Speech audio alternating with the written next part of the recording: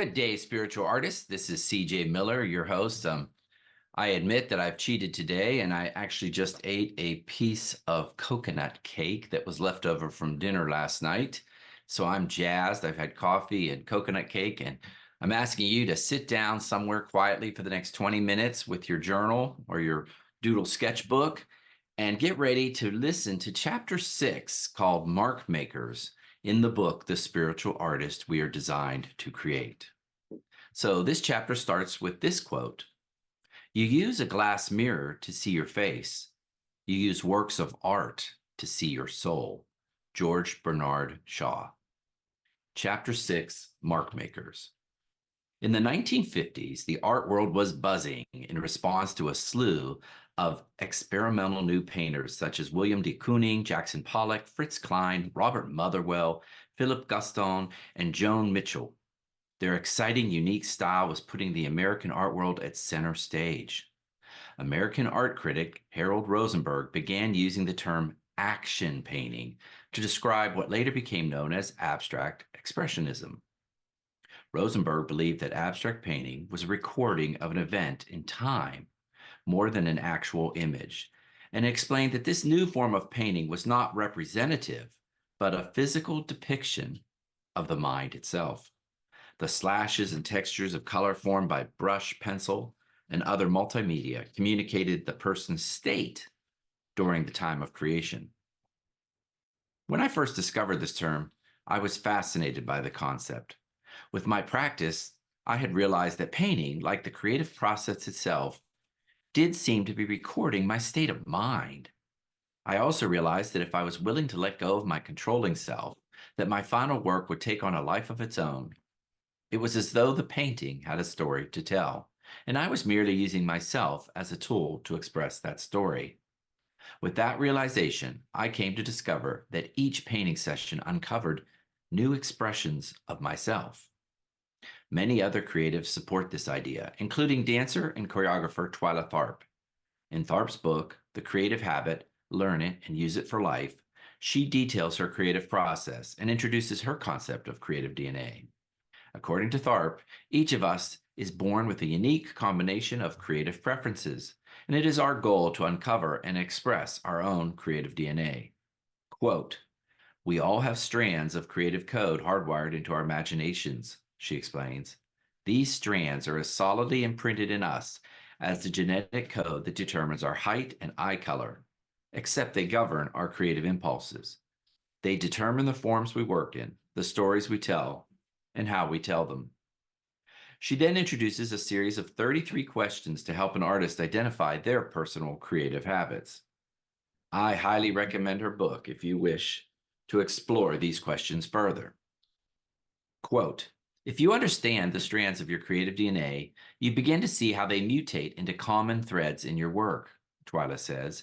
"You begin to see the story you're trying to tell, why you do the things you do, both positive and self-destructive, where you are strong and where you are weak, which prevents a lot of false starts, and how you see the world and function in it." End of quote. I believe that each of us contains a unique strand of creative DNA based on the greater power within.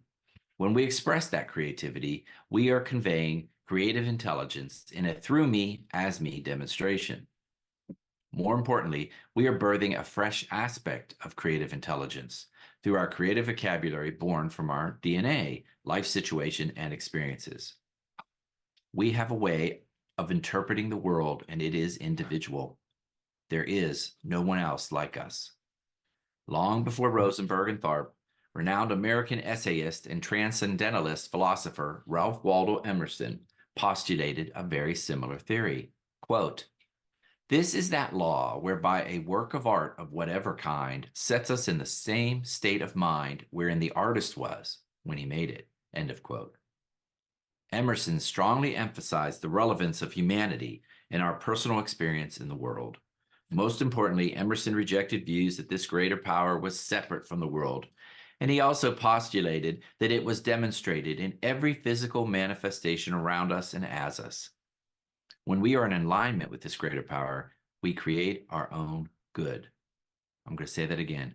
When we are in alignment with this greater power, we create our own good. Early in the process of learning to be a painter, one of my instructors introduced the class to an exciting exercise. She asked each of us to obtain a fresh sheet of paper and then instructed us to paint with wild abandon for the next 30 minutes. We were explicitly coached not to focus on creating literal images, but to apply random strokes upon the sheet in free flow. There was no explanation on how to apply the marks. We could use a variety of brush sizes or even our hands. We could dab, jot, drag, dump, and smear, but all the while, understand that we were not to try to finish or complete a work of art. We were instructed not to watch or compare our work with other students because this was a personal self-discovery process. After 30 minutes, we put our brushes down and compared our work. To the surprise of the class, each sketch was entirely unique. Some students had selected different colors and marks to express themselves. Others had chosen to fill the paper with solid smears of color, while others had scribbled feverishly across the paper. We were exhibiting our creative DNA, and like snowflakes, each of us had demonstrated distinctive artistic expressions. Later, I realized that this exercise's goal was to consciously examine our creative habits and notice what was specific to our own personal expression. Do you prefer straight lines or curves? Do you like dark colors or bright? Do you define your work with sharp edges or soft blends? It seems that we are all mark makers, and those marks are authentic and representative of our spiritual selves. I concur with Tharp that each of us has our own creative DNA, and as such, we are all individual, unique expressions of this power. While I agree with the premise presented by art critic Rosenberg, wish to expand upon it. I believe that artists are recording much more than their state when they create. They are representing a representation of their spirit. I think we're expressing our spiritual experience every time we participate in any creative endeavor. What we create is as individual as we are. For that very reason, we must trust our authenticity as spiritual artists. We are unique expressions and should not compare ourselves to others, or worse yet, imitate their work. We are asked by Tharp to employ self-conscious examination and uncover our authentic selves. When I review my work as a spiritual artist, the most critical question that I ask is, does this painting express my creative DNA authentically? My technical abilities as an artist will continue to grow, and I will expand my artistic toolbox throughout my life, but my spiritual essence remains consistent. I believe that when the viewer evaluates a completed piece of art, they are seeking a spiritual connection with the work, whether they realize it or not. They are attracted to the level of the painter's authenticity recorded in the painting. While many don't realize what they are drawn to a select work, I believe they are attracted to the piece's vibrational energy, the action of the artist exhibited in a painting. Great work demonstrates technical expertise. Truly great work demonstrates unbridled authenticity. When we are drawn to a frenetic Jackson Pollock or a soothing Picasso, we relate to their creative spiritual DNA. Yes, each work is a recording of the artist's state at the time of creation, but more specifically, it's a recording of their connection to this greater power. As spiritual artists, we are all unique mark makers with our own creative DNA.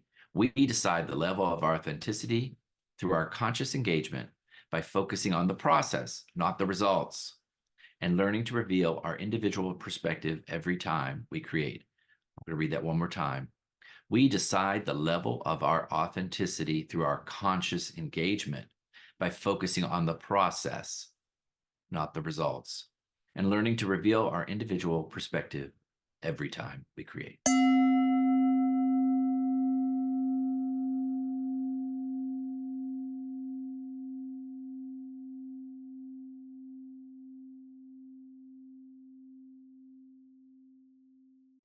Thank you. I love this chapter. It's a very defining chapter in the book, but it's talking about and explaining the whole concept of creative DNA.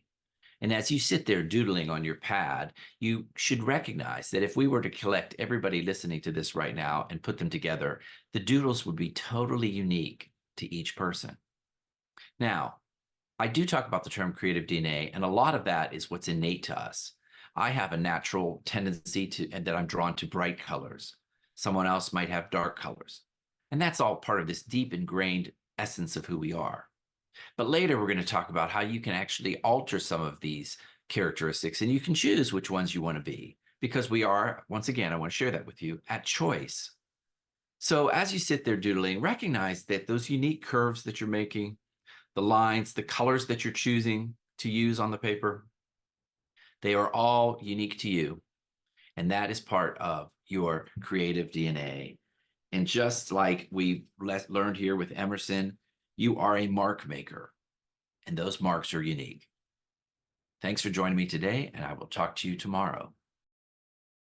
Thanks again for listening to the Spiritual Artist Podcast. Whether you're watching this show on Apple Podcasts, Spotify, Google Play, or iHeartRadio, make sure you choose the subscribe button so that you will receive updates when new segments are released. Most importantly, be still, listen, and know that you are a spiritual artist.